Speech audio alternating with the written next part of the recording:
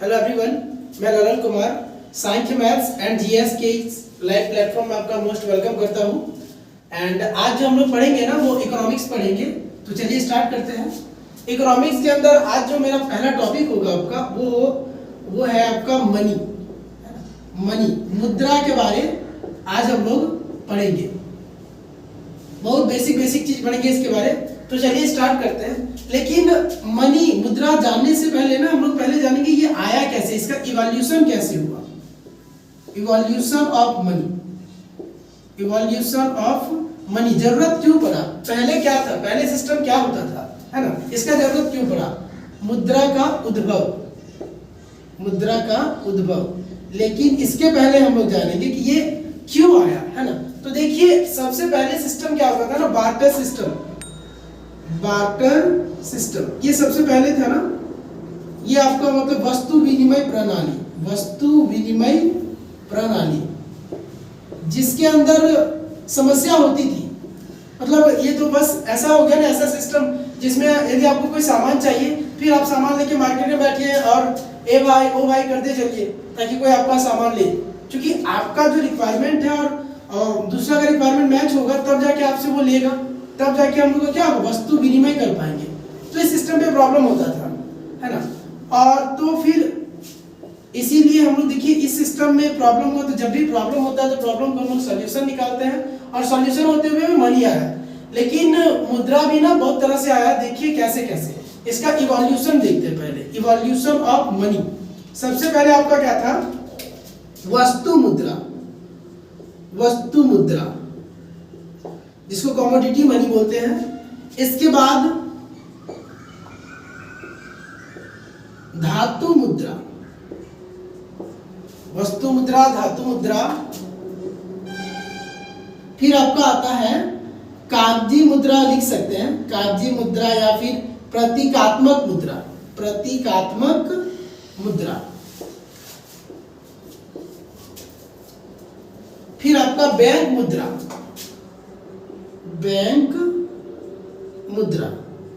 आया। एंड इसके जस्ट बाद अभी हम लोग क्रिप्टो करेंसी तक पहुंच गए, मतलब क्रिप्टो मुद्रा। अब ये इसका अभी ऐड आता है ना, आईपीएल में भी इस बार आ ही रहा था क्रिप्टो करेंसी के बारे में, है ना। तो वहां तक हम लोग अभी पहुंचे हुए। कैसे कैसे इवोल्यूशन हो, तो देखिए हम लोग पहले बोलेंगे कमोडिटी मनी, है ना। कमोडिटी मनी था। फिर आपका आया मेटालिक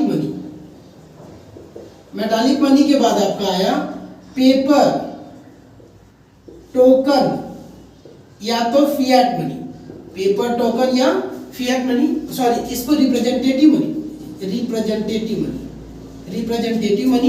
एंड इसके आगे बैंक मनी। एंड फिर क्या आया ना, क्रिप्टो करेंसी। इस तरह से मुद्रा का इवोल्यूशन हुआ है। Commodity money, metallic money, paper token या representative money, bank money, crypto currency. लेकिन हम लोग यहां से यहां तक पहुंचे कैसे, क्या क्या समस्या थी। देखिए कमोडिटी मनी में ना पहले आपका होता था, आज हम लोग ना कमोडिटी से क्रिप्टो तक पहुंच चुके हैं। लेकिन समस्या क्या थी, देखिए कमोडिटी मतलब वस्तु मुद्रा में ना पहले होता था आपका हाथी के दांत, है ना, या तो फिर कोकोआ बीन्स, बहुत सारा जो वस्तु वो सबको हम लोग ना एक दूसरे को देते थे और सामान लेते थे। लेकिन उसमें समस्या देखिए वो पेरिसेबल था, मतलब नष्ट होने का डर था। उसमें बरसात में भी बहुत सारा ऐसा सामान था जो बरसात में नष्ट हो जाता था। कोई टाइम के जैसे टाइम बीतता है उसमें से वो खराब हो जाता है, तो इससे परेशानी हो जाता था। फिर हमको नया लेके आना होगा, वो है ना, जो भी सामान हम रखे हैं, जो भी वस्तु रखे हैं और कुछ सोच के रखे कि चलिए हमको ये खरीदना होगा तो ये हम दे देंगे। लेकिन जैसे ही आप लेने गए तब तक पता चला कि आपका जो वस्तु है वो खराब हो गया। तो ये तो समस्या चल रही थी, तो ये नहीं। तो फिर इससे हम लोग ना हटके थोड़ा समस्या का समाधान लेके आए ना, सॉल्व करना चाहिए प्रॉब्लम को। तो प्रॉब्लम सॉल्व करने के लिए मेटालिक मनी आया, जो धातु निकल के आया ना, धातु को ही पैसा बनाना शुरू कर दिए। तो लेकिन देखिए अब मेटालिक मनी के साथ भी प्रॉब्लम था। मेटालिक मनी के साथ प्रॉब्लम ऐसा हुआ कि जैसे जैसे राजा लोग जो थे, है ना, तो राजा लोग का जैसे ही खजाना खाली होते गया तो इस पे असर तो पड़ेगा ही। उनके पास में जो भी धातु है, पहले आपका सिक्का आता था आपका सोना का, 8 ग्राम का सिक्का आ गया सोना का, तो अब समझ रहे हैं कि तो जैसे जैसे खजाना उनका खाली होते गया, इस पे इफेक्ट पड़ा। तो मेटालिक मनी भी वो बोले नहीं ये नहीं हो पाएगा, है ना, मेटालिक मनी भी सक्सेसफुल नहीं है, थोड़ा बहुत है लेकिन बहुत ज्यादा मात्रा में इसका यूज नहीं कर सकते। तब हम लोग लेके आए ना पेपर टोकन या रिप्रेजेंटेटिव, जो अभी भी चलता है, जो अभी मार्केट में हमारा है ना, फिएट मनी इसी के अंदर आता है, जो कागजी मुद्रा हम लोग चलाते हैं, तो वही है पेपर टोकन या रिप्रेजेंटेटिव मनी। एंड इसके आगे आपका बैंक मनी, देखिए चेक है, डीडी है, चेक के रूप में, डिमांड ड्राफ्ट के रूप में, है ना, हम लोग पैसा रखते हैं बैंक में, तो वो आपका क्या हो जाएगा ना, bank money. And crypto currency जो अभी इवॉल्व हुआ है वही रहा बस, है ना। अब हम लोग देखेंगे ना कि ये जो मुद्रा है वो जारी कौन करता है ना, सिक्का कौन जारी करते हैं, या फिर नोट कहाँ से, है ना, कौन जारी करता है, और फिर और क्या क्या है देखिए। तो पहले ना हम देखिए 1 रुपया से जो 1000 रुपया तक का जो कॉइन है, ठीक है, कॉइन सिक्का, ये जो सिक्के हैं ना वो जारी करती है सरकार, गवर्नमेंट जारी करती है ये सिक्के। 1 रुपया से 1000 रुपया तक के जो सिक्के हैं वो सरकार जारी करती है। एंड आपका 10 रुपया से जो 2000 रुपया तक का नोट है, ठीक है, अभी जो चल रहा है 10 रुपया से 2000 रुपया तक का जो नोट है वो जारी करता है, ये करती है आपका आरबीआई, ये जारी करती है आरबीआई। ये कौन, एक मिनट, ये जो नोट है वो जारी करती है आरबीआई। और एक चीज देखिए, ये जो नोट होता है ना 10 से आपका 2000 तक में, इसमें लिखा रहता है कि मैं धारक को इतना रुपया, जो भी है जितना अमाउंट है उतना देने का वचन देता हूं, ऐसे करके, है ना। मतलब ये प्रोमिसरी नोट उसमें होता है, ठीक है। लेकिन एक चीज इसी पे स्टार करके लिखिएगा कि 1 रुपया का जो नोट, खैर अभी तो कम दिखेगा, लेकिन ये जो 1 रुपया का नोट होता है ना, 1 रुपया का नोट, ये वित्त सचिव, इस पे ना वित्त सचिव का साइन होता है, वित्त सचिव का, ये सब पे गवर्नर का साइन होता है। वो जो भी प्रॉमिस करते हैं ना, जो भी वादा करते हैं कि मैं इतना रुपया देने का वादा करता हूँ, वचन देता हूँ, तो वो कौन करते हैं, वो गवर्नर करते हैं, आरबीआई के गवर्नर।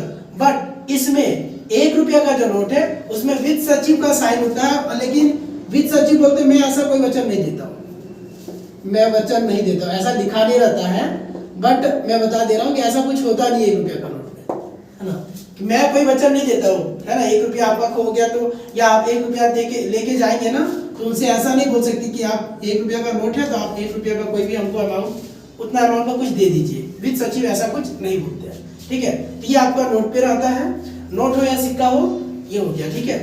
तो चलिए देखते हैं अभी, अब आगे ना कि जो नोट है, जो भी नोट है अभी जो चल रहा है ना, अभी ये चल रहा है नोट, उसमें से ना किस पे क्या बना हुआ है। देखिए जो 10 रुपया का नोट है, ठीक है, मैं लिख देता हूँ, 10 रुपया का नोट है, उस पे ना आपका ना सूर्य मंदिर कोणार्क का, ठीक है, कोणार्क का सूर्य मंदिर दिखेगा उस पे 10 रुपया वाला में। 20 रुपया वाला में आपको एलोरा की गुफाएं,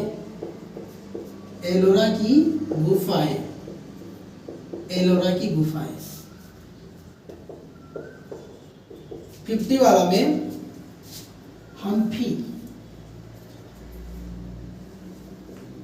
हम्पी रथ, है ना, विठल टेम्पल कर्नाटका, ये कहाँ का है, विठल मंदिर वो कर्नाटका का, ये दिखेगा कर्नाटक। फिर आपका आया 100, इस पे दिखेगा रानी की वाव, पाटन, रानी उदयमती बनवाई थी, रानी उदयमती किंग, है ना। देखिए राजा जो थे ना भीमवंश के लिए बनाया गया था, सोलंकी डायनेस्टी का, सोलंकी वंश के जो राजा थे। तो क्या उतना नहीं, आप लिख लीजिए रानी की वाव, पाटन, रानी उदयमती, ऐसे करके। एंड 200 रुपया वाला में सांची स्तूप,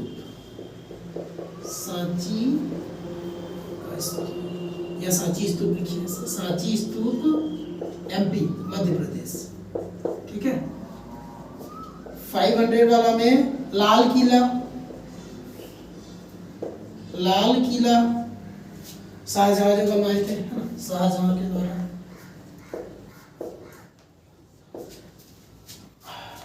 एंड 2000 रुपया वाला में क्या है, 2000 में आपका मंगलयान, मार्स ऑर्बिटर मिशन उसमें दिखेगा, मंगलयान MOM, है ना, मार्स ऑर्बिटर मिशन जो था ना वो आपको उसमें दिखेगा। ये थे जो अभी चल रहे हैं सीरीज में नोट्स, है ना, उस नोट्स में ये सब आपका बना हुआ है। और कलर तो खैर आप देखेंगे तो पता चलेगा, है ना। 10 रुपया वाला तो खैर ठीक है, 20 वाला में ये पैरोट ग्रीन है ना, और ये वाला लेवेंडर कलर है, बाकी तो खैर से दिख जाता होगा जो भी है, ठीक है। तो ये आपका हम लोग का जो सीरीज के नोट्स है, अभी जो नया सीरीज का नोट्स है ना, 2016 में जब डिमोनेटाइजेशन नोटबंदी हुआ उसके बाद जो नोट आया ना उसमें ये सब बना हुआ है। अब देखिए जो भी मैंने नोट बनाया, अभी जो नोट होता है उस पे रुपीज का ये सिंबल आता है, ये चिन्ह आता है। तो ये चिन्ह के बारे में, ये चिन्ह कैसे आया, कब आया, है ना, और कौन दिए, तो देखिए ये चिन्ह के बारे में इसका ऐसा हिस्ट्री है कि ये 2010 में ना, 2010 में department of economic affairs, department of economic affairs के द्वारा ना एक कंपटीशन हुआ था, उसमें से आईआईटी गुवाहाटी के एसोसिएट प्रोफेसर नाम उनका डॉक्टर उदय कुमार, वही ये सिंबल दिए थे, ठीक है। ये रुपीस का जो नया सिंबल आया, पहले उसके पहले तो आपका आप लोग ऐसे लिखे, है ना, बाद में लिखते थे रुपया या शुरू में ऐसे करके लिखते थे, है ना, ये 5 रुपया 10 रुपया पहले लिखते थे, लेकिन ये जो नया सिंबल आया वो 2010 में आया। आप कौन दिए थे, तो ये मैंने लिखा हुआ यहाँ पे, आप नोट कर लो। और इसके आगे ना एक चीज और हम देखेंगे कि देखिए नोट जो होता है ना उस पे कितनी भाषाओं का जिक्र होता है। देखिए हम लोग का जो 8वां सूची है ना, 8वां सूची है संविधान में, 8वां सूची, उसमें से 22 आधिकारिक भाषाएं हैं, 22 आधिकारिक या कार्यकारी जो भी है ना भाषाएं हैं। लेकिन जो करेंसी नोट है, ठीक है, लेकिन, है ना, करेंसी जो नोट है, लेकिन ऐसे मुद्रा में क्या है ना 17 भाषाएं आपको दिखेंगी, मुद्रा में 17 भाषाएं। तो ये भी ध्यान रखेंगे कि जो हम लोग का सूची जो है 8 शेड्यूल है, उस शेड्यूल के उस सूची में ना 22 आधिकारिक भाषाएं, मतलब 22 ऑफिशियल लैंग्वेज है, लेकिन जो करेंसी नोट है उसमें 17 भाषाएं। और एक चीज देखिए, जो ओल्ड सीरीज का नोट होता था, ओल्ड सीरीज का नोट, है ना, पहले वाला जो नोट होता था उसमें ना स्क्वायर बना रहता था, स्क्वायर, ठीक है, वर्ग लिख देते हैं, वर्ग बना रहता था 50 वाला में। 50 का जो नोट होता था ना उसमें एक वर्ग बना रहता था। जो 100 का नोट होता था ना उसमें त्रिभुज बना रहता था, त्रिभुज 100 वाला में। उसके बाद से वृत्त बना रहता था, सर्कल बना रहता था आपका कितना में, ये 500 वाला में। एंड यहाँ पे देखिएगा डायमंड बना रहता था ना, डायमंड, ये डायमंड बना रहता था आपका, ये 1000 वाला नोट, पहले वाला नोट में इस तरह से बना हुआ रहता था। लेकिन अब जो नया नोट आया है ना, ये देखिए ये सब जो रहता है ना, वो जो ब्लाइंड पर्सन है, अंधा आदमी को देखने के लिए, मतलब समझने के लिए रहता है कि वो नोट्स को कैसे पहचानेंगे। वो ऐसे टच करते हैं ना तो उनको समझ में आ जाता है कि ये कौन सा नोट बना है, नहीं बना। ये ओल्ड सीरीज वाला में ऐसा था, लेकिन न्यू सीरीज वाला जो नोट अभी जो चल रहा है उसमें से, न्यू सीरीज वाला जो नोट है ना उसमें देखिएगा किनारे में ब्लीड लाइंस बना हुआ है, उसमें किनारे में नोट्स का दोनों तरफ आपको देखने को एक, हाँ एक मिनट,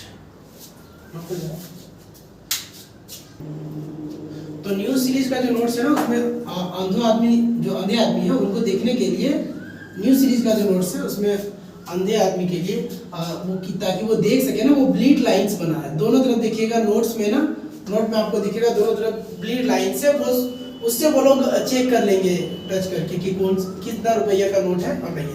पहले ऐसा था, अभी वाला में ऐसा है, तो इसको ध्यान रखिएगा।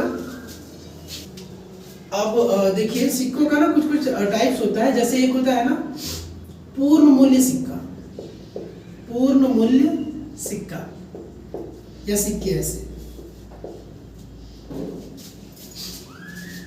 और एक प्रतीकात्मक सिक्के, ठीक है। दोनों का इंग्लिश लिख भी लेते थे, इधर फुल बॉडीड कॉइन, एक होता है फुल बॉडीड कॉइन एंड एक आपका होता है ना टोकन कॉइन्स। टोकन कॉइन्स देखिए इसमें बड़ा इंटरेस्टिंग चीज है। देखिए पूर्ण मूल्य सिक्के होते क्या है, जिसका इंट्रिंसिक वैल्यू है ना, अंतर्भूत मूल्य जो होगा ना उसका फेस वैल्यू से ज्यादा हो, है ना, जिसका अंतर्भूत मतलब इंट्रिंसिक वैल्यू, इंट्रिंसिक अंतर्भूत।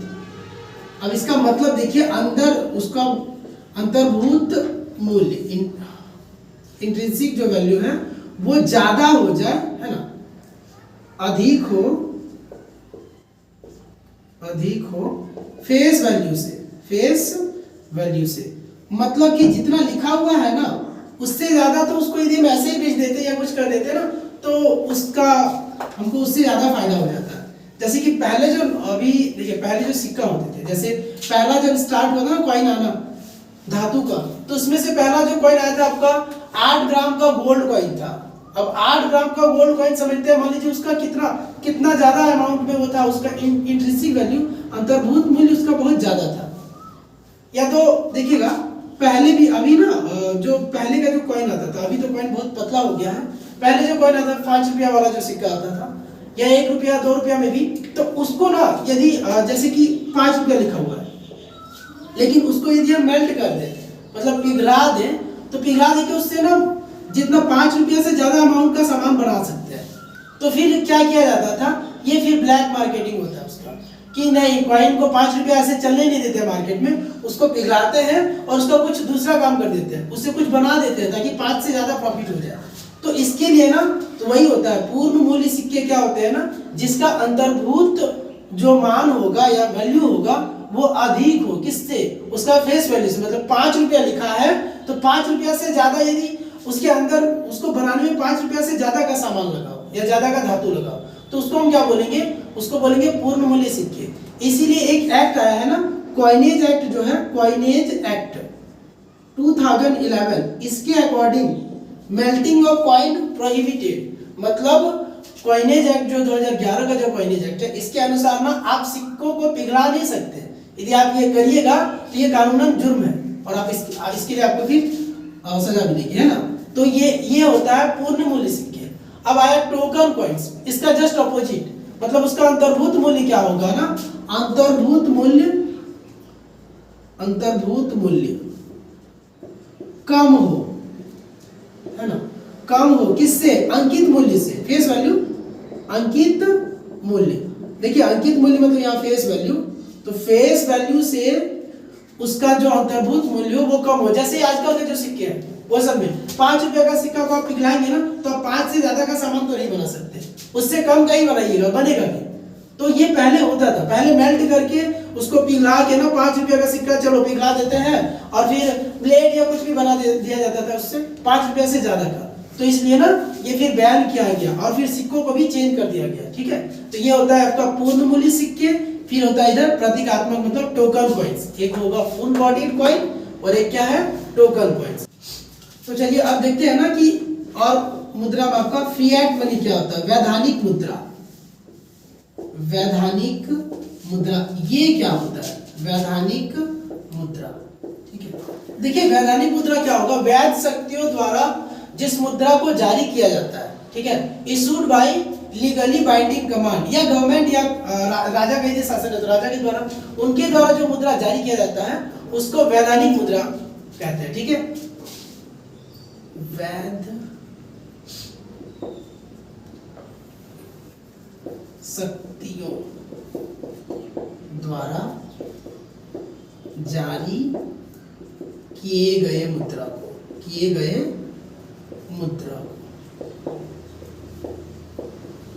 वैधानिक मुद्रा कहते हैं, ठीक है, वैधानिक मुद्रा कहते हैं।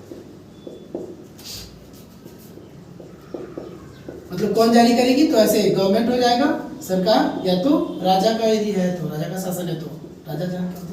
तो ये आपका हो जाएगा वैधानिक मुद्रा। जो अभी मुद्रा चल रहा है वो वैधानिक मुद्रा ही है ना। अब इसके आगे आता है ना लीगल टेंडर, कि लीगल टेंडर क्या होता है, लीगल टेंडर, वैधानिक निविदा, देखिए इसका सबसे बढ़िया डेफिनेशन है लीगल टेंडर का। सपोज करिए, मान लीजिए आपने किसी से कर्ज लिया है और आप उसको कुछ पैसा दे रहे हैं, और यदि वो पैसा वो आसानी से ले रहा है ना, तो हम उसको क्या बोलेंगे ना, लीगल टेंडर बोलेंगे। उसको क्या बोलेंगे, लीगल टेंडर। मतलब कोई भी मुद्रा जिससे हम अपना कर्ज का भुगतान कर सकते हैं वो लीगल टेंडर होगा। जैसे अब एक बात को समझिए, आप कहीं चाय पी रहे हैं, ठीक है, और चाय पीने के बाद ना आप क्या करते हैं, उसको चलिए सपोज करिए यही मार्कर लेके जाते हैं, चाय पी लिया और ये मार्कर पकड़ा दिया, तो चाय वाला लेगा नहीं लेगा, ठीक है। तो अब वो क्या लेगा ना, वो सिक्का लेगा। अब कोई आदमी क्या करता है, जो बंद हो पड़ा है नोट, है ना, 500 का नोट दे देगा, तो लेगा नहीं लेगा, तो वो भी मेरा क्या है ना, वो लीगल टेंडर नहीं है। वो क्या लेगा, जो अभी हम लोग का चल रहा है, जो नोट हो या कॉइन हो जो चल रहा है वही देने से वो लेगा, ठीक है। तो वो सारा क्या है ना, लीगल टेंडर है, उसी को हम क्या बोलते हैं, लीगल टेंडर। तो आप इसको लिख लीजिएगा, लीगल टेंडर, जिसका उपयोग ऐसे लिखिए ना, जिस मुद्रा का यूज है ना हम लोग किसी भी प्रकार के कर्ज भुगतान के लिए कर सकते हैं, भुगतान के लिए कर सकते हैं, ठीक है। तो उसको हम लोग क्या बोलेंगे, उसको लीगल टेंडर बोलेंगे, ठीक है, लीगल टेंडर। तो ध्यान रखिएगा, क्योंकि देखिए अब एक चीज और हम आपको बता देते हैं। एक कॉइन आया है वाजपेयी जी के याद में, कॉमेमोरेटिव कॉइन है, मतलब स्मृति चिन्ह का उनका एक सिक्का आया है। उस सिक्का पे ना अंकित मूल्य 100 रुपया है, उसका अंकित मूल्य 100 रुपया है, लेकिन उसको खरीदने में ना आपको 2000 रुपया देना पड़ेगा। उसको खरीदने के लिए, उस कॉइन को लेने के लिए 2000 रुपया देना पड़ेगा। एक वाजपेयी जी का ये स्मृति सिक्का है। तो आप बताइए, ये 2000 का सिक्का आप कहीं पे दीजिएगा कर्जा, मतलब आप मान लीजिए किसी से कोई आपसे 100 रुपया पा रहा है, तो आप क्या करिएगा, ये दे दीजिएगा, नहीं दीजिएगा, और वो लेने में भी झिझकेगा। यदि उनको पता नहीं है कि ये क्या है नहीं है, तो वो लेना भी नहीं चाहेगा, है ना, और आप दीजिएगा भी नहीं। तो ये क्या हो गया, है तो कॉइन लेकिन लीगल टेंडर नहीं है। तो कॉइन हो या नोट हो तो जरूरी नहीं है वो लीगल टेंडर होगा, मतलब वैधानिक निविदा होगा, ठीक है। अब देखिए लीगल टेंडर का भी ना 2 टाइप है, और ये बड़ा इंटरेस्टिंग टाइप है। एक होता है ना limited legal tender, limited legal tender, और एक होता है अनलिमिटेड लीगल टेंडर। एक लिमिटेड लीगल टेंडर, एक होता है अनलिमिटेड, मतलब कि सीमित और असीमित, ठीक है, लीगल टेंडर। आप लिख लीजिए हिंदी से कि क्या होगा, एक सीमित होता है, सीमित वैधानिक निविदा, और एक असीमित। अब ये क्या है, देखिए ये क्या है ना, लिमिटेड है मतलब सीमित है। तो ऐसा मुद्रा, ठीक है, जिसका हम मान लीजिए ठीक है कर्ज भुगतान तो कर रहे हैं, लेकिन एक लिमिट है, उससे ज्यादा ना आप वो नहीं दे सकते। अब क्या नहीं दे सकते, देखिए समझिए इधर, आप, ये कानून है कि आप यदि किसी का कर्ज भुगतान कर रहे हैं ना, तो आप क्या करें ना, मैक्सिमम 1000 रुपया तक का ही कॉइन दे सकते हैं। मैक्सिमम 1000 रुपया तक का सिक्का ही दे सकते हैं, उससे ज्यादा नहीं, उससे ज्यादा कॉइन आप उसको नहीं दे सकते। आप लाख रुपया ले चुके हैं और आपको देना पड़ रहा है, तो आप क्या करिएगा, परेशान करने के लिए आदमी कर तो सकता है ना, 1 रुपया का सिक्का एक बोरा ले जाके रख दिया, तो वो नहीं कर सकता। वो 1000 तक का ही मैक्सिमम, आप जितना भी लिए हो, लेकिन मैक्सिमम अमाउंट आपका जो कॉइन है वो क्या होना चाहिए, 1000 होना चाहिए। और एक चीज 50 पैसा जो है ना, अभी तो खैर चल मार्केट में ऐसे लीगली बंद नहीं हुआ है, लेकिन हम लोग लेन देन बंद कर दिए। 50 रुपया का जो सिक्का है वो मैक्सिमम 20 ही दे सकते हैं, 20 पीस, ठीक है ये। और बिलो 50 रुपया से नीचे, सॉरी 50 पैसे से नीचे, तो 50 पैसे से नीचे तो बंद है। 50 पैसे से कम जो है ना, कम का सिक्का, ये आपका ना, ये जो कॉइनेज एक्ट का बात किया मैंने, कॉइनेज एक्ट 2011, ये बंद हो चुका। कॉइनेज एक्ट 2011 क्या किया, इसको बैन कर दिया, बंद हो गया, ठीक है। तो 50 पैसे से कम का तो आप दे ही नहीं सकते। आप 50 पैसा भी मैक्सिमम 20 ही दे सकते, इससे ज्यादा नहीं।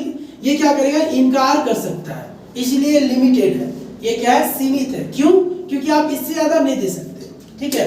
आपको भले ही वो चल रहा है, सिक्का चलता जरूर है, लेकिन 5 रुपया का हो, 10 रुपया का हो, लेकिन आप इससे ज्यादा नहीं दे सकते, वो होगा लिमिटेड। एक होता है अनलिमिटेड। देखिए अब ये तो इनकार नहीं कर सकता, वो लेने वाला इनकार नहीं कर सकता, ठीक है।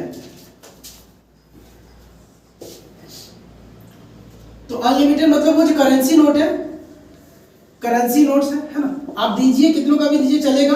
करेंसी नोट्स क्या है मेरा, अनलिमिटेड लीगल टेंडर। लेकिन इसमें भी थोड़ा सा प्रॉब्लम है। इसमें जैसे कॉइनेज एक्ट आया 2011 का, तो इसमें एक और एक्ट है, एक और है ना, इसमें देखिए इसमें एक्ट है फाइनेंस एक्ट 2017। फाइनेंस एक्ट 2017 को बात जमा नहीं, ठीक है, उन्होंने बोला ऐसा नहीं होने देंगे, अनलिमिटेड नहीं चलेगा, बहुत ज्यादा घपला हो जाएगा इसमें। तो फाइनेंस एक्ट तो देखिए जो फाइनेंस एक्ट 2017 है ना, वो बोले कि नहीं ऐसा नहीं चलेगा, है ना।